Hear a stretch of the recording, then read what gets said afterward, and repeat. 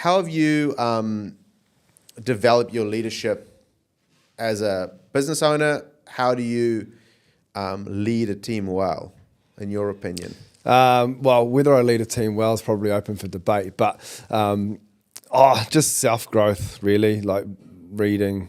I read a lot. I sort of go on courses that will help me to kind of, I just learn. I just continuously like to try and find different ways to learn something, you know what I mean? Whether I pick up the smallest thing from reading a book or listen to a podcast or doing a course, to me it's always something that I can take away and develop into my own sort of practice, I suppose. Yeah, and what are some ways that you've improved in your leadership over the years? Like, what are some ways that you've really maybe done it wrong and now you've kind of changed? Oh, well, I mean, I was probably a lot like my old foreman when I was a foreman,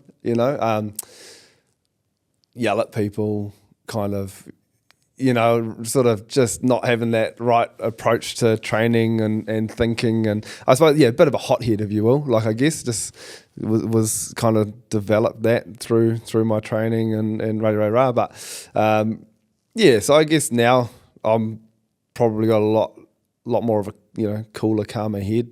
I think about things a lot more. I kind of think about, my approach to the team and how I'm going to deliver something and, how I'm going to react to something. Yeah.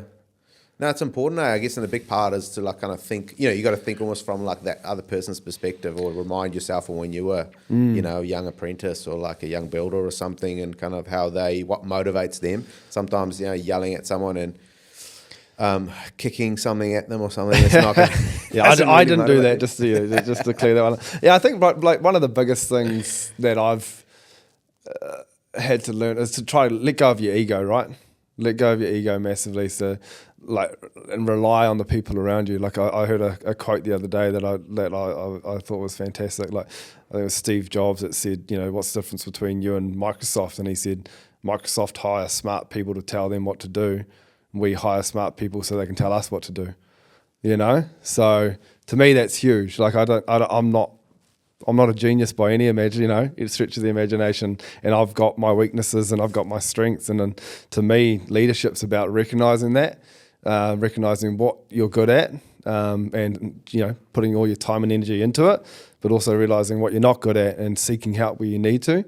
I think when you try and be everything, you do nothing well, you know what I mean? So I kind of take that approach to it, and the same thing with our team. Like, I mean, I could sit here and tell you that I know there's different guys on our team that are good at different parts of the job, and good at different, not just different parts of the job, but work well under different conditions or with different people and stuff like that. And so recognizing that and understanding it helps you, or I think gets the best out of people, right?